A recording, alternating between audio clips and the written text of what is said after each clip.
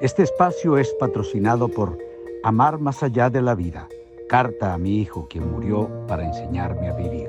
Un libro escrito por Elizabeth Baral, disponible en Amazon.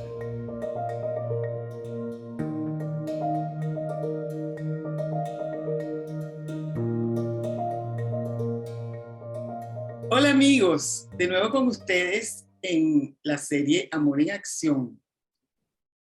Esta serie que tiene ya casi 2 años al aire, llevándole a ustedes personajes inspiradores para conversar sobre la vida y más allá de ella. Precisamente mi primer invitado de esta serie, con quien inicié las conversaciones, fue Julio Bebione. Y hoy lo traigo de nuevo. Este queridísimo escritor, conferencista, inspirador, hombre del alma para el alma de todos. Aquí se los presento a quienes no lo conozcan, que serían muy pocos. Julio, ¿cómo estás? Muy bien, y te faltó incluir ahí también amigo. Es mi querido amigo. Y sí, coincidimos aquí en Los Ángeles en un proyecto y ahí realmente fue así como que lo sentí mi hermanito y desde entonces estamos en comunicación y es además el escritor del prólogo de mi libro Amar más allá de la vida, a quien lo agradeceré inmensamente toda mi vida. Julio, que encantada, pero fascinada de tenerte. Tienes tantas cosas que comunicar, que comuniques todos los días a través de tus redes para este público que mira estas entrevistas, que como tú sabes, está interesado en esto del más allá de la vida. Y bueno, tú que eres un hombre con tanto aprendizaje a través de tu fuente, que es un curso de milagros, ¿verdad? Me encantaría que pudiéramos comenzar por ahí. De pronto, ¿qué es para Julio Bebione, este maestro de muchos? Esto del alma, el alma y un poquito irnos un poquito más allá de esta vida. Yo creo que al principio la fuente no es un curso de milagros, el curso de milagros es un instrumento, la fuente sigue siendo la vida o todo lo que ocurre, ¿no? El curso de milagros es un instrumento más de los que hay en este mundo. Y es eso creo que lo que tenemos que trascender siempre. A veces nos quedamos detrás de las formas en que los seres humanos hemos entendido la vida o el alma o la espiritualidad o Dios, y eso nos distrae de poder conectarnos realmente con la vida. Y por eso yo insisto en que la espiritualidad es algo que se siente, que cuando logramos comprenderla se nos escapa de la mente, porque es algo mucho más grande de lo que la mente puede aceptar, porque la mente tiene sus limitaciones, la mente es muy humana. Y la vida que está en nosotros, en nuestra experiencia diaria, es demasiado grande como para poder contenerla en ideas, en palabras. Y eso habla también de lo que tú has hecho, que es educarnos acerca de lo que pasa después de la muerte física.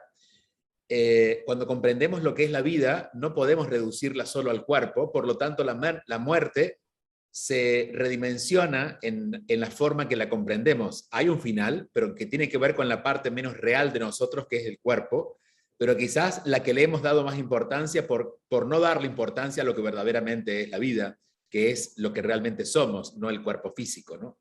Y bueno, y eso requiere que en un principio nos eduquemos de otra manera, pero también que lo practiquemos. Y la práctica diaria es a partir del amor en acción, como tú lo presentas, y con sentir la presencia de ese amor que vive en todo. Cuando grabamos yo venía de hacer, no, había hecho un año antes, el Camino de San Francisco, Francisco de Asís, en Italia, que lo haré otra vez el próximo año. Y San Francisco comprendió la vida.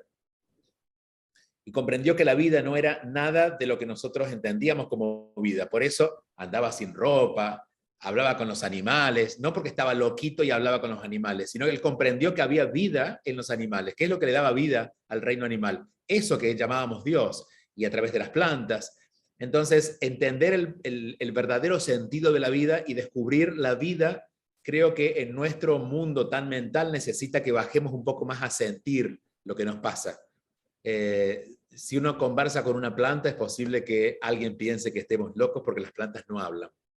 Pero si uno cierra los ojos y siente la planta, va a sentir algo. Y esa es la conexión con la vida, ¿no? Entonces, educarnos para esa otra forma. Porque te pasará todavía quizás con tu hijo que ya no está en este mundo, pero si cierras los ojos y lo sientes, ahí está la vida, ¿no? Absolutamente, absolutamente. Y sí es cierto lo que dices con relación a lo que mencioné sobre un curso de milagros como fuente, pero sí, este mágico libro, como se quiera llamar, fue como tu despertar, ¿verdad, Julio? Claro, a mí me pasó algo. Yo esto lo sentía, pero como la mente no lo comprendía, no le daba valor. Me refiero a esto de sentir la vida, ¿no? De sentir que la vida iba por otro lado, no por la forma en que lo habíamos contado. Y a los 24 años me siento en una reunión de un curso de milagros y todo lo que empiezo a escuchar me hacía sentido porque ordenaba y le ponía palabras a aquello que yo había sentido y no lo validaba. Entonces el curso me ayudó a validar un poco, es como quizás Jesús nos recuerda que podemos ser mejores seres humanos. Sabemos que podemos serlo, pero cuando vimos que alguien lo es y se entregó todo, nos recuerda que es posible. Y el curso de milagros me recordó que es posible vivir desde la espiritualidad sin renunciar a este mundo. Porque lo que entendía, lo que había visto hasta antes, había paseado por muchas escuelas, digamos, o caminos espirituales, pero había una cierta renuncia a lo físico o a lo material para encontrarse con lo espiritual. Y eso no lo sentí que al menos en estos tiempos tenía valor, porque estamos en este mundo, hemos elegido esta experiencia, es decir, estamos en un cuerpo. Entonces el curso plantea la idea de cuestionarnos desde lo material, desde lo físico, desde lo mental, la experiencia espiritual. Y por eso me cayó también a esa edad y se convirtió, como te decía, en un instrumento para poder ordenar mis ideas. Es como, a ver, uno sabe que hay amor, pero quizás hasta que no eres mamá o no tienes un acto de amor muy grande, no puedes evidenciarlo. El amor no son tus hijos, pero si no estuvieran tus hijos, tú no sentirías el amor. Entonces el curso fue como esa evidencia del mundo de que la espiritualidad era posible. Pero qué lindo, porque te validó eso que ya tú sabías, que sentías. Ajá, y además, al tú profundizar en ese curso, tú lograste algo maravilloso, que fue llevar esas enseñanzas tan densas, sí. que son densas. Muy densas, muy densas. Ajá, a un lenguaje sencillo, sí. Que realmente es tu lenguaje, sí. Pero con esa gran profundidad, ¿no? Sí, fíjate que ese libro, aunque sea inspirado por Jesucristo en su momento, fue escrito por psiquiatras. Dos psiquiatras, una escriba y una que lo revisaba, una mujer y un hombre. Entonces, claro, había un elemento muy humano dentro de la redacción del curso de milagros.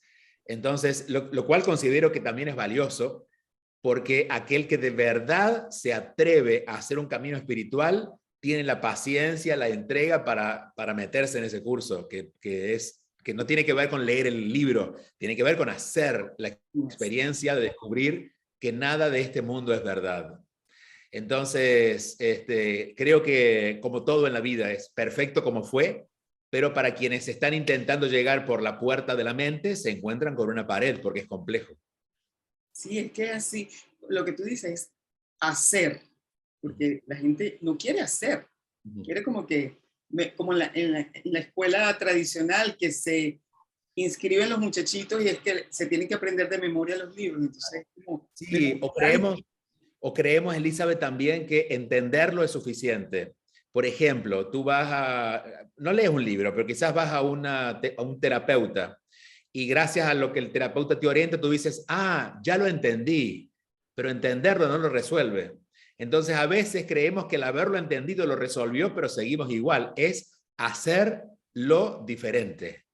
Es en el hacerlo eso, pero diferente. Y es en el cambio de hacer las cosas como uno va creando otra conciencia. Por eso yo aplaudo más al que se atreve, aun cuando se equivoque, al que se atreve haciendo, que aquel que trata de encontrar una comprensión muy, muy intelectual, que puede ser muy valioso para el intelecto, pero para el espíritu no funciona eso. Sí, Julio, y me encantaría que me comentaras, porque cuando te entrevisté hace casi 2 años por esta serie, por el inicio de esta serie, tú anunciaste ahí que ibas a abrir una escuela o un instituto. Una escuela, así que le llamamos escuela con un término muy antiguo porque no he encontrado otro. Pero es lo más parecido a lo que es una escuela, que es un lugar donde uno estudia, solo que en la escuela de inteligencia espiritual, que es como se llama, uno se estudia. Uno aprende a través de la experiencia propia todo lo que está allí en forma teórica, porque la teoría está porque tenemos que partir de alguna idea y de algún pensamiento, pero la resolución está en la experiencia. Entonces, durante 9 meses, paseamos un poco por la mirada desde la inteligencia espiritual o desde nuestra alma o desde nuestra espiritualidad, paseamos por todos los argumentos humanos, digamos, por la personalidad, por las relaciones, y vamos como reordenando nuestra vida o nuestro destino en función de esa que creo es la inteligencia mayor, que es la que nos mueve en todo, que es la inteligencia espiritual. Y en esa escuela de inteligencia espiritual, ¿cómo se ve la muerte? Bueno, se ve, mira, 2 cosas. Es como, una cosa es como yo la sugiero que la veamos y después como cada uno la quiere experimentar, porque quiero que cada uno viva su experiencia. Pero sí, al menos cuestionamos de que la muerte sea un final y que la muerte tenga que ver solo con lo físico. A veces creemos que al relacionarnos con esa desaparición física de la persona, algo ha concluido. Y en todo caso sí, ha concluido una etapa física, pero lo que sucede es mucho mejor. Y empezamos también a trabajar la idea de nuestra propia muerte, porque comprender, digamos, el interés que tenemos por la muerte es un interés un poco egoísta, porque al final también queremos saber de nuestra propia muerte, a ver de qué va a ser la cosa, ¿no? Aunque lo cubrimos como el interés por conocer la resolución de cómo los otros han vivido su muerte, porque queremos nosotros quedarnos tranquilos de que la muerte no es algo grave o terrible o de dolor. Entonces, a partir de la idea de pensar en nuestra propia muerte, que entra en la conversación, y durante esa semana, por ejemplo, de trabajo, debemos considerarla.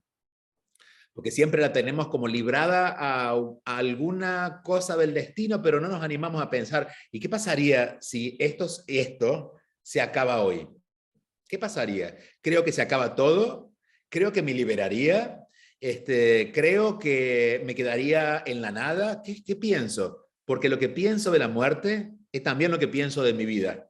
Y a partir de esa reflexión uno mira la vida de otra manera, la vida física desde la espiritualidad, ¿no? Es decir, te transformas en alguien que de verdad está más conectado con el vivir y no con el cuidarse de no vivir por miedo a morir. Y en el caso tuyo, además, como nos contaste en esa primera entrevista, tuviste una experiencia de tu propia muerte. Sí, sí, sí. ¿No? Es cierto, fue la primera vez que lo comenté. Lo he comentado un par de veces más, pero muy, muy poco porque gente muy cercana a mí, mis padres y demás, se hubieran afligido si se enteraban y en realidad no había razón para afligirse, pero entiendo su preocupación porque, bueno, lo ven desde otro lugar. No, estaríamos felices porque realmente no te fuiste. Claro, bueno, si la conocieras a mi mamá, estaría desde ese día diciéndome todos los días, ten cuidado con lo que vas a hacer, porque no vaya a hacer cosas que te vuelva a pasar. Entonces le preocuparía mucho. Pero sí, en mi caso, celebro muchísimo no solamente estar en este cuerpo, sino el tener todas las funciones. Porque ahí no estuve tan cerca quizás de la muerte como tal, aunque evidencié lo que significa morirse, que era seguir con vida aunque no el cuerpo no lo puedas manejar. Pero ¿qué tal si sigo con vida en este mundo y no tenía funciones como el habla o la comprensión? Entonces valoré mucho todo lo que el cuerpo también nos da en esta vida física y cómo el espíritu se regocija cuando mira, cuando escucha, cuando toca, cuando decide, es como una experiencia viva del espíritu en todas las funciones humanas. Sí, ¿y cómo le dices tú a tus estudiantes? Vamos a ponerle ese nombre de estudiantes porque tú eres Como un el estudiante, sí, digamos, sí, compañero de camino. ¿Cómo le explicas a tus estudiantes eso que está más allá de este cuerpo físico cuando se muere? Sintiéndolo. Es que no hay forma de que las palabras alcancen para que te puedas convencer. Las palabras te pueden hacer sentido, pero no te van a convencer. Te convences cuando empiezas a sentir esa otra presencia que está en ti y te das cuenta que esa presencia nada la mueve, ni la muerte física, ni el final físico. Entonces, solo a partir de sentir esa presencia hay evidencia. Por eso insisto tanto que en ese año es más de experiencia personal que de elaboración intelectual sobre la espiritualidad. Pero ¿cómo logras que estén? Claro, no se trata de convencer a nadie, eso lo he dicho yo a muchas personas, no se trata de convencer a alguien de que existe una vida, o sea, que la vida continúa, no que existe, sino que continúa, no se detiene. ¿Cómo interpretas tú eso? ¿De qué manera lo miras? Bueno, sí, tal como lo explicas, es que lo que pasa es que si la vida terminara o algo cambiara a nivel de vida, estaríamos hablando de otra vida. Estaríamos hablando de la vida física o la vida que ocurre, la vida orgánica, ¿no? La de este cuerpo. Una de las cosas que tenemos en claro o trato de que tengamos como meta durante esos 9 meses es que entendamos que no somos esto. No a partir de lo que yo les diga, ni de lo que ellos lean, sino de su propia experiencia. Y claro, el proceso son 9 meses, que en algunos casos hasta se queda corto, porque tenemos que andar un rato para que la mente no nos trabe, no nos limite en poder aceptar esa verdad. Pero no es una explicación intelectual, porque no hay manera, insisto, no hay digamos, todos los que hayan probado una naranja te pueden hablar de las naranjas y describírtela palabra por palabra, pero solo hasta que tú pruebas una naranja sabes de qué se trata. Y cuando pruebas una naranja no quieres hablar más de la naranja, quieres seguir comiendo la naranja. Entonces lo mismo pasa con el espíritu. Podemos hablar y hablar y hablar hasta que lo sientes. Podemos, por ejemplo, podemos hablar del amor, amor, amor, amor, hasta que lo sientes. Y cuando lo sientes, lo que haces es silencio, vas más suave para poder sentir eso que estás sintiendo, ¿no? Para darle lugar a eso que sientes. Entonces, eso es lo que ocurre en la escuela con el proceso, y es entender que la vida le corresponde al espíritu, la vida no le corresponde al cuerpo, ocurre en el cuerpo, pero el origen de la vida es el espíritu. Esa es la forma en que lo explicó Jesucristo, en la que dijo, somos hermanos porque Dios vive en nosotros, eso nos hace hijos de un padre. En esta analogía fue muy claro. Y cuando descubrimos esa verdad, se cumple aquello que hemos escuchado algunas veces muy humanamente de si Dios conmigo, ¿quién contra mí? Y es si yo soy el Hijo de Dios, o si en mí lo que me da poder, lo que me da fuerza, lo que me da vida es mi espíritu, nada puede contra mí, porque ese espíritu es más fuerte que todo lo que pueda ocurrir en este plano físico, incluso la muerte física. Que eso quizás fue lo que Jesús quiso decir o quiso mostrar con la resurrección, ¿no? Es decir, el que manda aquí no es mi cuerpo. Mátenme, a ver, yo voy a resucitar, porque el que manda es esa parte de mí que tengo herencia de mi Padre, que es lo que yo llamo hijo de Dios o espíritu, que es parte de esa gran energía que llamamos Dios. Fíjate, yo no sé si esto que te voy a decir ahora tú lo tratas en tu escuela, pero a mí sí me interesa saber cómo Julio Bebione mira esa vida más allá. O sea, ¿qué piensas tú? ¿Qué sucede con nuestra alma? ¿A dónde llega? ¿Cómo es eso por allá? Bueno, a Julio Bebione a ver, si lo escucho, me va a contar lo que he escuchado de otros, porque yo particularmente en mi experiencia de memoria no lo tengo. Entonces, no sé exactamente o con certeza qué es lo que pasa. Solo te puedo decir que tengo algunas certezas acerca de la experiencia. No sé cómo va a ser, qué color tiene, pero tengo la absoluta certeza de que voy a encontrar más vida que en esta vida.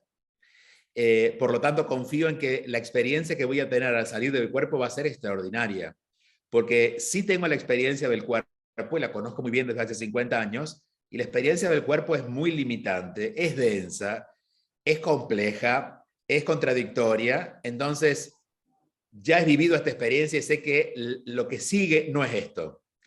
Y eso me encanta. Es como a un pájaro después que ha estado 50, 100 años, o 2 años, o 1 año, o meses en una jaula, lo sueltas. Oh, ahora descubre la vida, ¿no? Descubre la libertad. Entonces, sé que tiene que ver con eso. Lo que he escuchado, y me hace mucho sentido, pero otra vez no es mío porque no lo he vivido, no tengo ese recuerdo, es que la sensación es que estamos en un espacio mucho más grande donde hay todavía formas que se corresponden con las formas humanas, pero no son tan estructuradas o tan formales como lo humano en sí, ¿no? Como tan denso, pero todavía incluso el aspecto que nosotros tenemos acerca de nosotros mismos se parece, y el aspecto que nosotros vemos de las otras personas que no están con vida física también se parecen a lo que vimos en su cuerpo físico, como que la energía todavía tiene una transición, y no es que se transforma en luz de repente, sino que hay más luz en ese cuerpo que ya no tiene un contenido de carne y hueso, pero todavía tiene una figura que se parece a la de carne y hueso. Creo que eso es parte de imagino yo, de la benevolencia de quien nos ha creado para no asustarnos. Porque si nos viéramos de pronto sin nada, de ninguna referencia, creo que nos asustaríamos mucho, ¿no? Entonces, en esa transición, como que vamos jugando con las formas hasta que finalmente podemos liberarnos incluso de esa forma etérea y volver a ser luz o volver a ser pura energía. Pero me imagino que es eso. De todas maneras, lo que sea, no hay dudas de que es una gran experiencia de expansión. ¿Sabes? Lo espero como una gran experiencia de expansión. Y mi gran desafío, si la cronología sigue como es habitual, es ver cómo voy a recibir a mis padres desde ese lado, estando yo aquí. Mis padres son ancianos y son los próximos que están en la lista de dejar el cuerpo, ¿no? Pero Entonces, nunca se sabe, Julio. ¿eh? Nunca se sabe. Por eso digo, nunca se sabe, pero lo que acabo de decir, en la cronología conocida del ser humano, Claro. los padres son los próximos. Quizás me toca a mí mañana, pero en la cronología conocida de los seres humanos son los próximos. A ver también cómo es mi práctica de seguir en contacto con estos seres tan queridos en la Tierra desde ese otro lugar, cuando ya sus personalidades no estén en el medio, que suelen ser los más conflictivos que tenemos con nuestros padres o con las personas con las que tuviéramos conflicto humano, ¿no? Porque se mete la personalidad en medio. ¿Qué tal cuando estos seres ya estén en alma y podamos conectarnos con su alma pura, más allá de la impureza de la personalidad? Así como te digo eso, el desafío lo puede ser al revés, es que ellos se conecten conmigo. No sé si estarían quizás tan dispuestos a hacerlo porque no, mis padres son diferentes, pero mi madre es muy humana, muy atada a lo físico, a esta experiencia.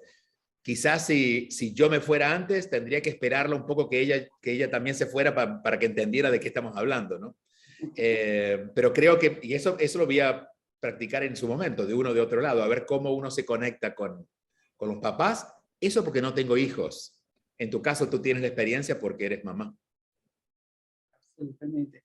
Ahora fíjate, Julio, a mí me llama la atención una persona como tú tan, no sé cuál es la palabra, yo no quiero decir elevada. No, yo no lo soy, si no es la palabra porque no lo soy. Esa no es la palabra, pero con tanto conocimiento del espíritu. Con tanta experiencia, tanta experiencia y conocimiento, ¿no? Del espíritu. Sí. Vivencias.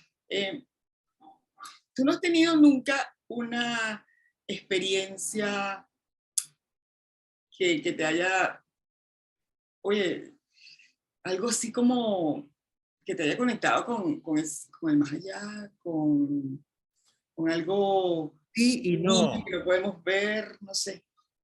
Sí y no. Lo que pasa es que eso es más fenomenológico. Y cuando ocurre una vez, uno se vuelve extraordinario porque es una vez. yo siento que de esa forma vivo.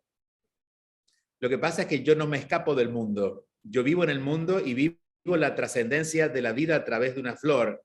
Y si yo te explicara lo que yo siento de una flor, quizás tú dirías, es que en un momento sentí que la flor me hablaba. Y ese fue mi momento. Bueno, siento que las flores me hablan, de todas maneras, todos los días, cualquier flor.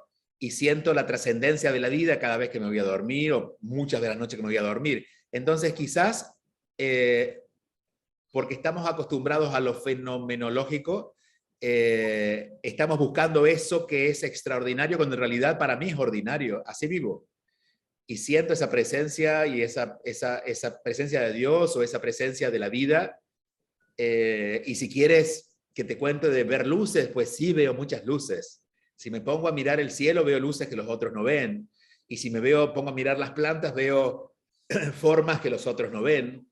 Pero, a ver, yo he tenido experiencias, y estas nunca las voy a contar como tal, porque justamente por lo fenomenológico, pondrían más interés en ese fenómeno y se perdería la esencia de mi labor.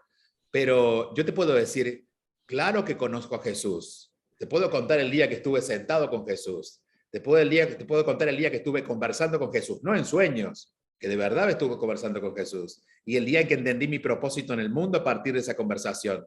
Pero ese fenómeno no aporta nada, porque si no, escribiría un libro sobre el día que me encontré con Jesús, y ese fenómeno dejaría afuera toda la posibilidad de que yo pudiera ser escuchado como alguien normal del mundo. Porque muchas de las personas que me creen porque yo soy parecido a su esposo, a su hijo, a su tío, al vecino, no porque soy especial. Y ese especialismo a veces hace como hicimos con Jesús. Lo convertimos en que, no, para él amar es posible porque es Jesús, es el Hijo de Dios. Y a veces eso nos hace perder el mensaje, ¿no? Al menos de lo que siento que es mi tarea o mi labor en la sociedad.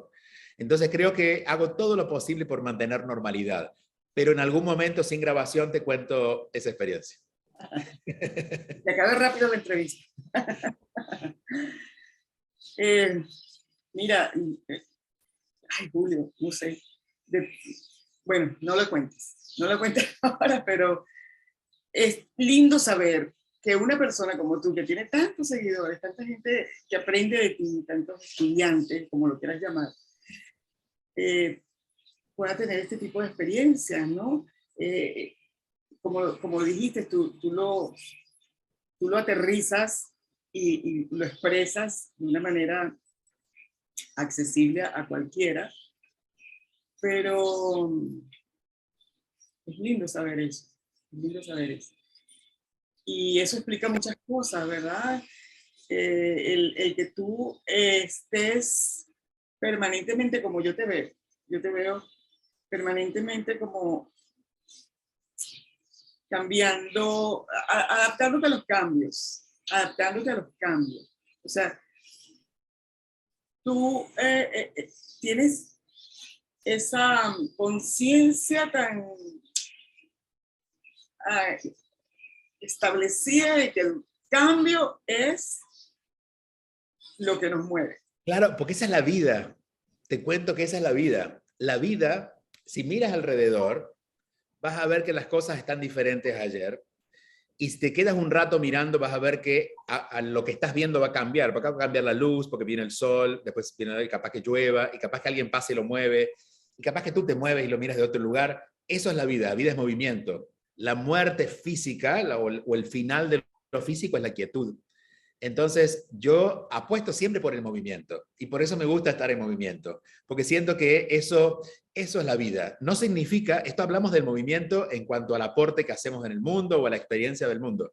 Por dentro hay que estar quietos. Por dentro hay que estar quietos mientras estamos en acción. No irnos con la acción, no perdernos en la acción. No, digamos, saber que muchos cambios van a seguir ocurriendo mientras yo esté en este planeta, pero ningún cambio me va a afectar porque quien yo soy, eso no cambia. Entonces, mi quietud, el espacio donde vivo, ese no es negociable. Ahora, como ese espacio no tiene riesgos, que venga lo que venga, vamos a estar bien. Entonces, Viene pandemia, pues vamos a ver qué hacemos, nos quedamos en casa. Hay que salir, vamos a salir. Hay que subir a los aviones, hay que ponerse mascarilla, bueno, vamos a poner mascarilla. Hay que ponerse vacuna, vamos a ponernos vacuna. Mira, lo de la vacuna fue todo un tema, no para mí, pero para el mundo. Porque esta cosa de que no vaya a ser, que nos inoculen la cosa, y es posible, a lo mejor nos han puesto, no sé, un chip creado por alguien. Pero ¿sabes qué? Lo que yo soy y lo que tú eres es más grande que tu cuerpo y más grande que las vacunas. Entonces, yo tengo claro quién soy. Y si esa vacuna no contribuye con mi mayor bien, se va a diluir en mis células, porque así como pude transitar alguna enfermedad o esto que he comentado en la otra entrevista, no puede ser más fuerte que la vacuna. Entonces, hay que viajar. ¿Qué es lo importante? Llegar a donde quiero ir. ¿Qué hay que hacer? ¿Vacunarse? ¿Cómo voy a vacunar? Si alguien quisiera hacer daño con la vacuna, estaría pensando que me va a dañar. Pobre que no sabe quién vive en mí. Absolutamente. Me encanta eso. Y bueno, y tú hablando de viajar, ya volviste otra vez a lo que te encanta, es andar en movimiento por ahí, en aeropuertos, ciudades, Sí, hablando sí. con la gente. Sí. Tienen un viaje a mi país, por cierto, pronto.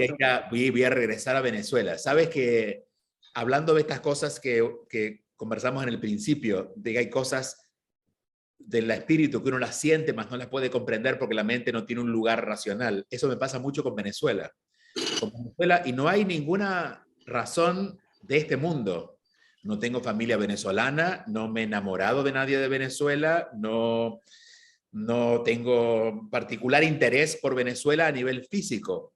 Pero hay algo con Venezuela, y obviamente y los venezolanos, porque el alma del país son ustedes, es el alma de quienes confluyen en esa gran cultura que es Venezuela, que me provoca lo que internamente nunca me ha provocado ningún grupo humano, es decir, ni siquiera los argentinos, ni los españoles que admiré tanto en su momento, cuando uno va creciendo y mira a España. Y de pronto Venezuela me llena en una manera que no puedo explicar. Entonces, claro, yo si algo quería hacer era volver a Venezuela. Y esperaba que pasara la pandemia, que se acomodaran las cosas. Y así que este viaje es un poco de muy egoísta, ¿no? Porque es algo que yo necesito para mí también, que es volver a Venezuela. Qué belleza, gracias, gracias. Bueno, tienes una amiga de Venezuela. Bueno, una no, Claro, sí. bueno, yo sé que tienes muchas. No, y esa ha sido otra característica de estos 20 años, últimos 20 años, que en mi vida hay más venezolanos o gente de Venezuela que de otros países. Cosas del alma, son cosas del alma. Qué belleza. Entonces cuéntanos, porque esta entrevista sale antes de que tú vayas a Venezuela. Cuéntanos para los que están escuchando de Venezuela, dónde vas a estar y cómo. Mira, te voy a contar cómo nació la idea de ir y por eso hacemos esa conferencia. Obviamente la experiencia venezolana es muy diferente para cada venezolano, ¿no? Porque hay quienes digamos que la pasan mal o bien, pero de diferentes maneras. Y hay quienes, bueno, lo sufren porque hay demasiada adversidad. Entonces yo lo que sentí es que con esta conferencia o con este encuentro era darnos un respiro, por eso le llamé Venezuela Respira. Y en ese respiro también detenernos para no perder el foco de nosotros. Esto que hemos conversado hoy, es fácil conversarlo aquí, a través de Zoom, pero qué difícil es recordarlo cuando la adversidad nos rodea. Recordar que hay algo más fuerte que vive en nosotros, que es nuestro espíritu. Entonces la idea es llevar esa memoria, recordar esa memoria para quienes viven en Venezuela, ¿no? Que todavía la esperanza quizás no la ven alrededor, pero sí la pueden sentir cuando encuentran esa fuerza que viven ustedes. Entonces por eso le llamamos Venezuela Respira, como para encontrarle un título a esa experiencia. Y vamos a empezar por Maracaibo, porque en este mundo y en esta tierra los maracuchos tienen una personalidad tan fuerte que siempre hay que ponernos en primer lugar si no se ofenden. Así que empezamos siempre por Maracaibo. Vamos a los teatros de tus tíos, al Teatro Baral. Después de ahí vamos a Barquisimeto, que está en camino. El 23 voy a estar en Maracaibo, el 24 en Barquisimeto. De ahí bajo a a Caracas porque voy a estar haciendo los programas de radio desde Unión Radio de Caracas. Y el jueves 28 voy a estar en Valencia y el sábado 30 en Caracas, en la capital, en el Centro Cultural Chacao. Así va a ser la gira. Qué maravilla. Y en las redes de Julio, que son todas, porque lo conseguimos. Sí, o en la web. En la web es más fácil. En juliobevione.com pueden encontrar horarios, días, locaciones y demás. Sí. Qué maravilla, Julio. Qué lindo regalo para Venezuela, de verdad. Para mí. Otra vez, lo digo esto con honestidad, porque parece que estuviera dando, pero en realidad estoy recibiendo, porque hay algo ahí que se llena cuando llego a Venezuela y conecto con los venezolanos. ¿Será? Y también mi parte humana se enoja y sufre cuando ve alguien que no termina de entender la importancia del cambio de conciencia cuando hay una dificultad. Cuando veo que no asumen que el cambio de verdad, y vamos a movernos desde la conciencia, vamos a decir que el cambio de valores es fundamental para un cambio en la sociedad. Cuando creemos que el cambio de la sociedad viene por algo más que nosotros, y nos damos cuenta que nosotros somos esa sociedad y que como podamos tenemos que empezar a hacerlo y sostenerlo. Hacerlo y sostenerlo. No es solamente hacerlo, es sostenerlo en el tiempo, no flaquear, ¿no? Y sostenernos en nuevos valores. Así que bueno, nada, soy parte de esa generación de conciencia de venezolanos que quieren mover la realidad desde su propia conciencia, ¿no? De su propia experiencia. Y eso aplica a todos los países. No, aplica a la humanidad. Y a toda experiencia grupal, aplica a las familias, aplica a la pareja. Es decir, la única parte del mundo que te pertenece es esta. Entonces, mira qué está pasando ahí. Sí, qué lindo, Julio. Bueno, estoy viendo que estamos como que llegando al final, pero contigo provoca quedarse,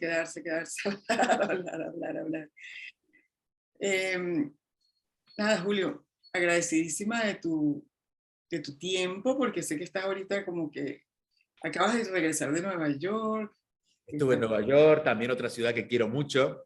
Mira, con Nueva York me di cuenta de los cambios. Cuando encontré Nueva York siempre, bueno, de hecho, mi alma lo planeaba, ¿no? Pues yo de niño veía la imagen de Nueva York como el lugar donde yo iba a quedarme para vivir. Y finalmente ocurrió y así lo sentí. Y siempre sentí mi casa. Y estuve en este viaje y fui el año pasado también, regresé, vivo en Miami ahora. Y entendí que ya no estoy ahí. Y pude aceptar esta despedida de un ciclo que termina por algo externo. Y veo cómo a veces nos quedamos pegados en la idea de que algo sigue siendo cuando ya no es. Y las cosas del mundo son pasajeras. Incluso las más interesantes en algún momento nos van a dejar de interesar. Y la viví muy crudamente con Nueva York porque yo pensé que Nueva York iba a ser el lugar, y me sigue gustando, pero mi energía ya no está ahí. Tampoco está aquí, está conmigo, digamos, que la he dejado, no la pongo más en ningún lugar como tal, lugar físico. Sí, yo creo que tu energía está en Venezuela. Mira. Y claro, no, y ahí me nutro. En Venezuela debe haber algún vórtice de amor muy grande porque llego ahí, es como que el cuerpo se llena. Claro que lo hay, imagínate, además te aman. Sí. ¿Y no será eso algo que tiene que ver con tus vidas pasadas? Sí, posiblemente. Posiblemente, sí. A veces he ido a buscar en las vidas pasadas, en algunos recuerdos que me llegan. He podido, por ejemplo, entender en los viajes al Camino de Santiago, nos hemos quedado algunas veces en monasterios. Y claro, cuando vuelves a repetir por fuera algún código externo que tú lo ves, lo sientes, una persona se acerca, te trae la evidencia y tú dices, ¿cómo puedo sentirme tan cómodo o tan incómodo en algo que es nuevo?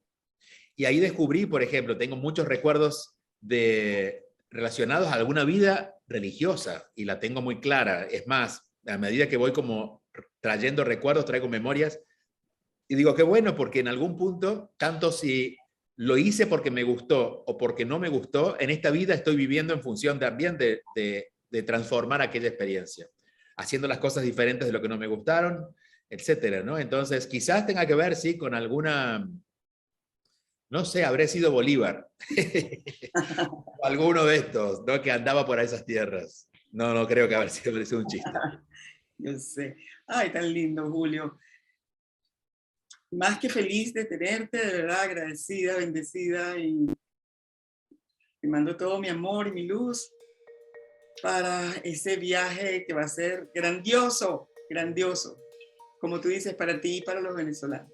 Así es. Muchísimas gracias a ti.